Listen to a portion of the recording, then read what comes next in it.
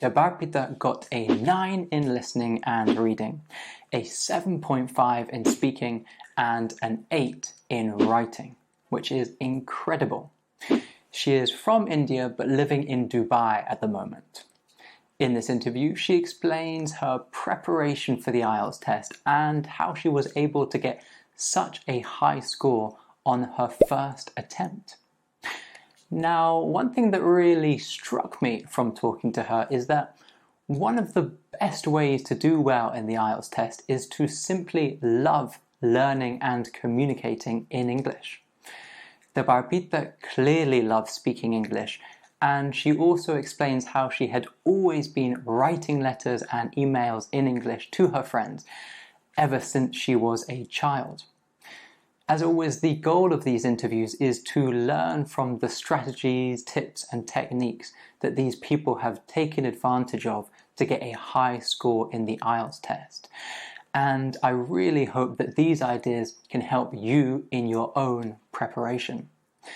If you are interested in boosting your IELTS score, then check out EnglishProTips.com, where you'll find a reading course, a listening course, a speaking course, a vocabulary course, and a very successful writing course, which recently helped Olga from Poland to get a band 7, Fion from Hong Kong to get a band 7.5, and Noemi from Nepal to get a band 7.5 in the IELTS writing test.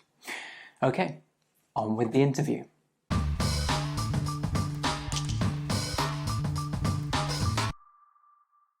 So hello, Debarpita. Could you introduce yourself and tell us a bit about why you did the IELTS test and what score you got? Okay, so you can call me Debbie. I am from India originally, a place called Calcutta. And but I've been living in Dubai since 2016. So me and my husband have been applying for Canadian immigration, and we gave IELTS for the scores, for applying for. And how many times have you done the IELTS test? Just once. Oh, okay, right, okay. Because it was a very impressive score that you got, considering it was the first time you did it. Can you tell us, what was your score? So for the reading and listening, I got a 9. I got an 8 in writing and 7.5 in speaking. Right, so that's incredibly impressive. And as we were talking about earlier, I said that an 8 is extremely rare, especially in the writing test. It's usually the kind of life goal of many IELTS test takers to be able to get a band 7. So to get a band 8 is very impressive. Could you explain a little bit about your preparation, especially for the writing test? Okay, so my overall IELTS prep started about 3 months before. I gave myself a 3-month period to really go through some of the test papers, go through the videos, and see how people have done, what questions they had come across. So all of this took me about 3 months to prepare for, not 3 years. And what else would you want me? Would you like me to go section by section, or Well, tell me. So you said you were watching videos and doing past papers. So which videos were you watching, and how were you accessing past papers? Mostly YouTube keeps videos So for on speaking. speaking. And what about for writing? For writing, I didn't really practice much, but I went through the Cambridge papers. And did you manage to do practice tests for all of the Cambridge papers? Yeah. I think the last 2 volumes. I can't remember the numbers of the volumes, but the last 2 ones, I solved them. So that's probably maybe number 14 and 15, or maybe 15 and 16. Perhaps 14 and 15. And did you have somebody looking over your writing, or how did you know that what you were writing is what the examiner ultimately was looking for the IELTS writing test? Yeah, so I guess having a English speaking background really helps. So I studied. Okay, that's my cat. Oh, Uh, yeah. I studied in an English medium school in India, and most of my okay, she wants to sit here. Most of my education has been in English. I watch a lot of movies in English, and I of course read English books. So English is very much a part of my daily life. I even communicate in English with my husband, not my mom or anything. But I feel that having the language in your daily life really helps in indoctrinating it. Mm. And so, was the IELTS test something that you were worried about, or did you just feel that you would take the English that you know, apply it to the test, and be able to get such a high score? I was very worried. Right. Yeah, I was not at all sure. I mean, on hindsight, when I look back, I can be a little confident, but I was not at all confident when I started preparing. Uh, what I found was the test was a very tricky in parts. So I didn't really know whether I would be able to get to the right answers at the time of the test. Was that particularly in the listening and reading, or was that something more for the writing and speaking? Listening, definitely, not writing and speaking so much. Uh, can you pause the video for a minute, please? Sure. Okay, so you were telling me about the listening preparation that you were doing. Yeah, so I found it very tricky to find the correct answers from the from what I could hear. And sometimes in some of the practice tests, maybe the accent was too heavy and it was a little hard to get through. But yeah, so I did a few practice ones, and I took note of the learnings. So whenever I did these practice tests, I took a note of where I am going wrong. Right, that's very good. And is that something that you would advise for other learners or people preparing for the IELTS test? It's very important to so for writing, I would recommend that you check and recheck before submitting. Yeah, if you have time, I don't remember how many times I've really checked my paper because I write really fast. So I was left with a lot of time for checking, and I didn't want to submit till like the last moment. So I kept checking it, and I actually went back a couple of times, and I could find spelling errors, like a miss, like typos. And thankfully, I checked it because we don't really see them at times. You just make so many typos while typing. So So in checking. the in the writing test, you have in 1 hour in total. So you usually people spend about 40 minutes on task 2 and 20 minutes on task 1. Would you recommend taking less time for each of those so that you've got time at the end to check your writing? See, I think it depends on what the topic is. So if it's a topic that you're familiar with, then maybe you could take less time for it. And if you have to really think and come up with arguments, because a lot of times you're asked to take a stand on something, like what your views are, whether you support A or B views. So it depends on what you are more comfortable with and what you need to give more time to.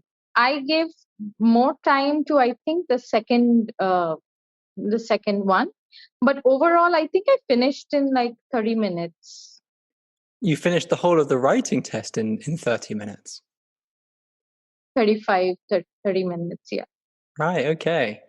Wow, and so that's astounding that you finished in 35 minutes and you were still able to get band 8. Was it a topic or a question that you felt very familiar with? uh no, not really. So if my cat will allow me to look at my notes. um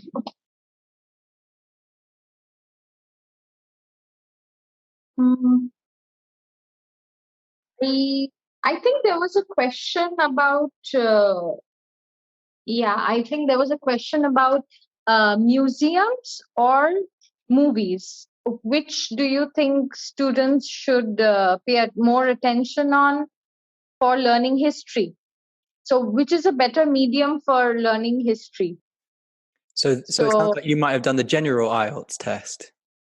yes, yeah, because it's for immigration, not the academic one. Yeah. And then in task one, you had to write a letter. Was that also something that you felt very comfortable with? Is it something that you prepared before the writing test? Yeah, I'm usually good with writing letters.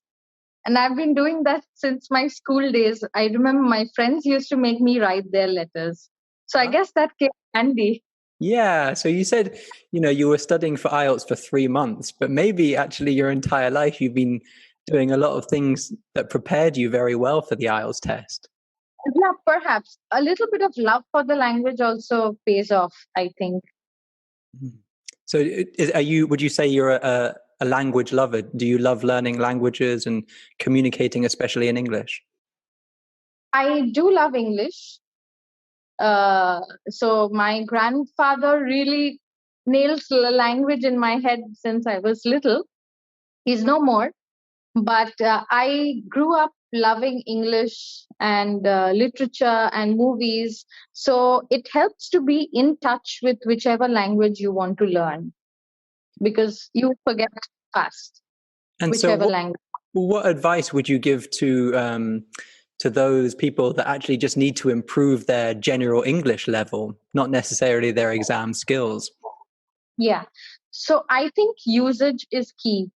So the more you keep using the language, be it writing or conversing with people or listening to dialogues in movies or series, I think the more you use it, the better you get at it. Mm. And it also helps to have someone who can keep correcting you. Did you have that? So, no, I am that for a lot of people. Much annoyance, but it helps if there is someone who can, catch your mistakes as you're talking. So just usage. I think reading more books or even newspapers or Netflix is very popular now, and I think everybody uses Netflix. So maybe find more English content to watch than your regional ones, at least for a couple of months. It helps. It does help. Mm. But I mean, it is interesting because even native English speakers often won't score as high as a band 8 in the writing test. So I do have some other tips for it. Okay. So what I realized was it's important to structure your writing. It's not enough to just be able to write what they're asking for, but I structured my paragraph into three parts. First would be like an introduction, explaining the idea that they're asking about. The second part could be like an argument to or for or explain a bit about each. And the end should be a conclusion. So, which you are agreeing with. So that way it comes together as a good structured paragraph. So it's almost like you thought of each paragraph as its own kind of logical story. So it'd have like a topic sentence, the development, and then like a linking to the question. Yes. Yes. And did you also kind of follow a similar structure when it came to writing the introduction and conclusion as well? Yes, the whole paragraph. Mm. So the first part would be the introduction, second part would be like an argument, and the third paragraph, the last one, should bring the whole paragraph together to what the relevant question is. So sometimes what happens is when we start writing, we get lost. We just keep on writing. I remember a friend of mine said that that's what happened to her. She is extremely good in English because she's foreign educated. But what happened is she just uh, kept writing and she got lost in the flow somewhere and she didn't tie it together. Right. So it's very important to kind of think of your essay as having a kind of cohesive, almost like a story, a beginning, a Yes, middle, and an end. yes, yes. And so, is there any particular advice or a special tip that you would like to kind of pass on to other people so that they can follow in your footsteps and do as well as you did in the IELTS test? Um, Actually, there were a few other learnings which I wanted to take you through. Um, okay, the first one is read the question carefully and note the keywords in the question. So sometimes when you see, I wish I had some examples written, but I don't. But sometimes you read the question, you understand it, but you don't understand exactly the point that it's. So sometimes in the listening, um, you have to listen for the keywords and pick that up, and that is your answer, and not a similar idea of it. So whenever you're reading a question, read it carefully and try to pick out the keywords from the question. What exactly are they asking for? Next is pay attention to the words that are spelled out in the listening part, words or numbers. So have a pen ready, and as they are spelling it out, maybe they also give a rough paper to work on during the exam. So maybe scribble it down over there, numbers or spellings that they're spelling out, because what happens is once we listen to the spellings and then we forget to replicate it on paper. And the simplest of spellings can be spelled in a different way in the exam, not necessarily as we use it every day. So it's important to pay attention to the spellings and numbers. Uh, okay, pay attention to how many words or numbers are permitted in the answer. So stick to the word limits. Pay attention to which question range the listening clip is for. So um, I remember some of the videos said that you should read the entire paragraph before starting to write it. That probably is a good advice, but it didn't really work for me necessarily, because once I go through the entire paragraph, I've forgotten everything. So I couldn't really retain any of it, because these are usually a little bit complicated paragraphs, not the usual simple ones. So what I did was I looked at the question and saw which paragraph it might be from, and then studied that. But yeah, it's how it worked for me. It probably is not the best advice for everyone. I think you can say better. I think that sounds like really good advice, because ultimately what we're trying to do when we're reading is we're getting a general understanding of the text, and then Yeah. we see the questions and we go, okay, well, I know the answer somewhere in this paragraph, and then you have to read it really, really carefully in order to Yeah. find that exact answer. And often Yeah. IELTS examiners will put in little tricks. So if you read it not so carefully, you'll think the Mm. answer is something, but when you read it really, really carefully, maybe there's a negative in there, or they're using a metaphor, and you have to be able Yes. to identify that. Yeah, exactly. So I am guilty of skimming. They say don't skim through the paragraphs, but I am guilty of doing that. So yeah, but I felt like it would be taking too much time if I go through the entire paragraph and then come back to it again. It sounds to me like you're somebody that does kind of everything quite quickly.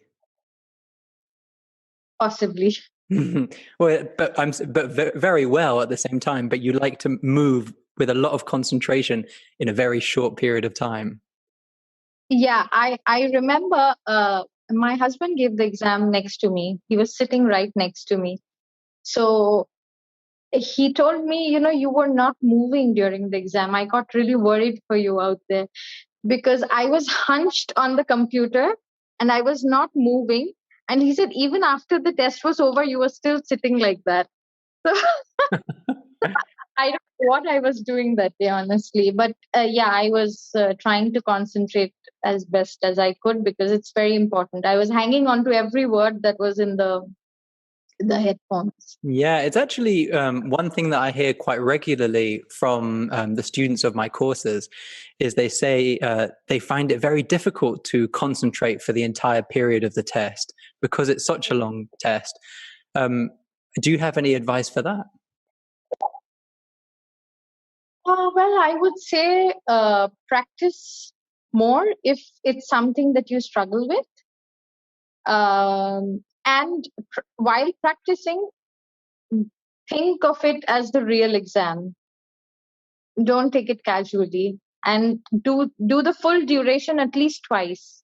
Like the 4 sections of practice in one day within the given time. Just do a serious mock up twice. It's funny that you say at least twice because many people that I speak to have actually done all of the Cambridge books, so 1 to 15, at least 3 times. So it's funny for you to hear you say you should try each part of the test at least twice because that seems to many people to be very little. On one day with the actual time limits. Yeah. I think that's great advice. Okay, well, thank you very much, Debbie. So it was really nice chatting to you, and thank you so much for all your advice. People are going to be really, really appreciative of that. Thank you so much for having me.